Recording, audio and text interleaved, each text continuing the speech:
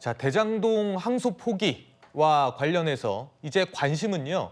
이재명 대통령의 남은 4개 재판이 어떻게 될 거냐 이 부분일 것 같습니다. 자, 일단 지금 멈춰선 이 대통령 재판 5개죠. 공직선거법 파기환송심 재판, 그리고 대장동 1심 재판, 위증교사 2심 재판 등등 5개 형사 재판이 있는데 불소추 특권으로 재판이 멈춰 있는 상황이긴 합니다만 국정감사 마지막까지 재판 중지를 두고 해석의 논란이 있었습니다. 듣고 오시죠. 지난 10월 20일 국정감사에서 김대웅 서울고법원장이 현재 중지된 대통령의 공직선거법 위반 사건에 대해서 재판 재개가 이론적으로 불가능하지 않다라고 말씀을 하셨습니다. 그러자 이 법을 대표 발의한 의원께서 민주당의 비공개 의원총회에서 재판중지법을 추진해야 한다라는 취지의 발언을 했다는 보도가 나왔습니다. 이 법에 관한 사항에 대해서는 저희들이 말씀을 드리기는 적절치 않습니다. 84조 해석에 관해서 5개 재판부에서 결정을 내린 것으로 알고 있습니다. 헌법 제84조의 소추 규정이 공소 제기를 의미할 뿐 재판 절차의 중단까지 포함하지 않는다라는 견해가 있다는 것은 알고 계시죠? 기일을 추지정한다고 했지 헌법적 해석을 명확하게 한 것은 아니지 않습니까? 예, 그 부분에서는 여전히 최종적인 해석에 여지가 남아 있겠습니다. 네, 그러니까 천대엽 법원 행정처장 말에 따르면 이 대통령 재판을 중지한 재판부의 판단을 존중한다. 그렇게 하면서도 해석의 여지가 남아 있다고 했거든요. 박민영 대변인님. 네. 그러니까 재판 재개와 중지에 있어서 해석의 여지가 남아 있다. 네. 이거 어떻게 해석해야 될까요? 그러니까 현재 구속력 있는 판단을 받은 게 없는 겁니다. 불소추 특권에 대해서 여러 해석이 존재하는 가운데 현재는 대법원 산하의 각급 재판부가 재량에 따라서 재판을 중단을 해놓은 거거든요. 다른 말로는 재판부 재량에 따라 언제든지 재개가 될 수가 있다라고 하는 겁니다. 그리고 대법관은 우리 모두가 알다시피 헌법에 대한 해석의 권한이 없기 때문에 유권 해석이 불가능하거든요. 그렇기 때문에 원칙적으로는 재판을 계속하는 것이 맞다라고 저는 생각을 하고요. 이에 대해서 이재명 대통령이 나에게 불소추 특권이 있는데 왜 내 재판을 재개를 하느냐라고 항거하는 차원에서 헌법재판소에 헌법소원을 할 수가 있겠죠. 그렇게 되면은 헌법재판소에서 이 헌법에 대한 구속력 있는 해석을 할 수가 있는 겁니다. 그게 아니라고 하면은 지금 검찰 측에서 내 공소권이 재판 중단으로 침해받았다라고 주장을 하면서 마찬가지로 헌법소원을 할 수가 있다라고 생각을 하는데 결과적으로 당사자가 직접 나서지 않는 이상 명확한 해석을 할 수는 없다라고 하는 겁니다. 그렇기 때문에 갑론을박이 계속되는 것이고요. 현재 대통령실에서 이야기하고 있는 우리가 할 수 있는 조치라고 하는 것이 이런 헌법소원을 뜻하는 걸로 저는 생각이 됩니다. 현재 헌법재판소가 이 친여권 성향에 임명된 헌법재판관들이 6명을 넘기 때문에 헌법소원이 되면 인용될 가능성이 굉장히 높다라고 생각을 하거든요. 예. 그렇기 때문에 현재 대통령실의 입장은 재판중지법 같은 면피성, 실효성도 없고 임기 중에만 유효한 것을 할 것이 아니라 아예 면소를 시키자라고 하는 차원에서 배임죄를 폐지해서 지금 그 법인카드 유용 문제와 대장동, 백현동, 성남FC 등을 무력화시키려고 하는 것으로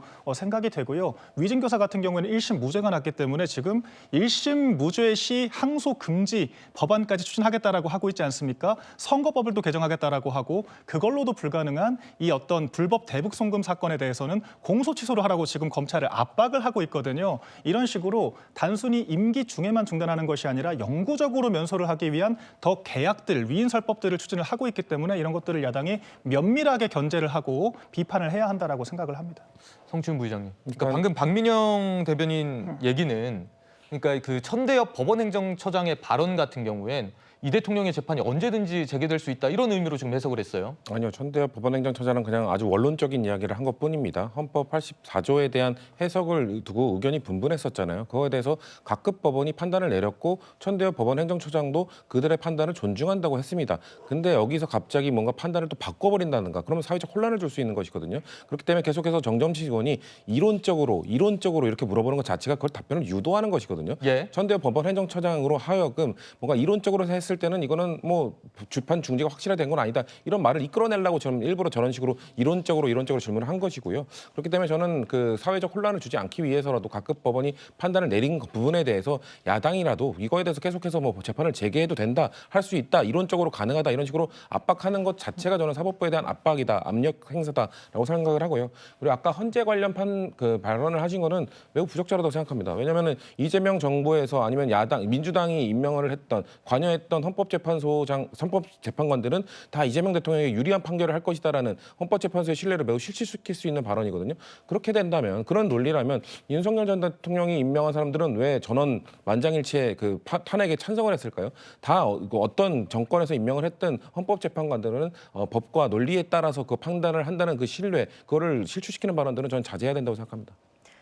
예, 이렇게 천대엽 행정처장이 이 대통령 재판 중지와 관련해서 해석의 여지가 있다라고 이야기를 했고, 김대웅 서울고법원장도 지난 국감에서 현재 중지된 대통령의 공직선거법 위반 사건 재판 재개가 이론적으로 불가능하지 않다라고 이야기를 했습니다. 반면에 아까 박민영 대변인도 언급을 해주셨지만 강훈식 대통령 비서실장이 어제 국감에 나와서 재판부가 대통령 재판 재개를 결정할 경우 특단의 조치를 할 것이라고 예고했습니다. 이미 재판부에서 다들 재판이 중단돼야 된다고 입장을 밝힌 바 있으면서 만약에 종전의 선언과 달리 재판을 뒤집을 경우에는 다른 조치가 필요하다고 생각합니다. 예, 다른 조치가 필요하다고 생각합니다라고 이야기를 했습니다. 최 교수님, 박민영 대변인은 이제 헌법 소원 그리고 1심 무죄시 항소 금지, 공소 취소 이런 것들을 언급을 했거든요. 이 다른 조치 뭘까요? 뭐 제가 뭔지는 잘 모르겠습니다만 가능한 거는 헌법 소원도 가능하다고 보고요. 그리고 예. 지금 소위 이제 재판 중지법이라고 얘기하는 법안이 대통령실에서 멈추라고 그래서 안 하고 있잖아요. 네. 그리고 이제 이것도 추진할 가능성이 있다고 생각해요. 그러니까 뭐 지금은 일어나지 않은 일이기 때문에 그게 네. 뭐 이런 얘기를 하는 게 의미가 있을지 모르겠습니다만 저는 뭐 헌법 84조가 소추 의미가 재판, 기소뿐만 아니라 공판을 유지하는 것도 포함된다고 생각하기 때문에 예. 뭐 안 할 거라고 생각해요, 사법부가. 그러나 만약의 경우에 정말 뭐 만에 하나 사법부가 그런 행동을 하게 되면 거기에 대응해서 대통령실은 뭐 본인들의 입장을 정리해서 할 거고요. 그 헌법 소원이라든지 또는 재판 중지법이라고 불려지는 법안의 추진이나 이런 부분들이 다시 일어날 가능성이 있다고 봅니다. 그러나 지금은 예. 그런 일이 일어나지 않았기 때문에 그걸 뭐 상정하고 얘기하는 게 별 의미가 있을지 개인적으로 그런 의문이 있습니다.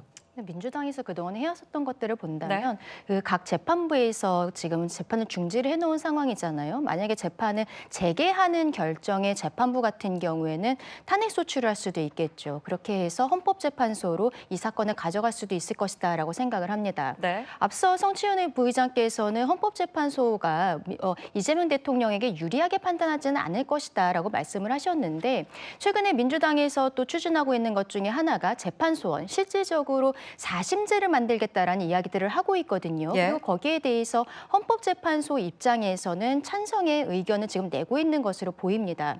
그동안에 대법원과 헌법재판소 간의 어떤 알력 다툼이랄까 이런 것들이 있었던 것은 사실이거든요. 그 과정에서 지금 민주당과 이재명 정부에서는 헌법재판소에게 자꾸 당근을 주는 듯한 모습이 있는 것이죠. 그것을 주면서 본인들에게 유리한 결정을 내려달라고 하고 있는 것이 아닌가. 국민들께서는 바로 그러한 부분에 대해서도 의구심을 갖고 계신 것입니다. 강훈식 실장이요. 최근에도 또 다른 이야기를 할 때 재판이 재개되지 않는 것이 헌법 84조 해석에 맞다라는 이야기들도 했었어요. 언제부터 대통령실 비서실장이 헌법재판소가 할 수 있는 이런 헌법에 대한 해석 권한이 있었던 것인지 여기에 예. 대해서도 의문입니다. 지금 어쨌든 이재명 정부에서 여러 가지로 사법부를 무력화하려는 것이 아니냐. 네. 국민들께서 그런 의구심을 가지고 계신 것에 대해서 이 정부가 스스로 답을 해야 되지 않을까 싶습니다. 짧게 반박을 안 드릴 수가 없는데 우리가 마지막으로 마무리해 헌법재판소에 대해서 자꾸 이런 식으로 얘기하면 안 됩니다. 지금 발언은 마치 헌법재판소가 본인들이 원하는 정책, 헌법 그 재판 소원에 관한 정책을 이루어줄 것이니까 그 이루어주는 정부니까 유리하게 판단해 줄 것이다.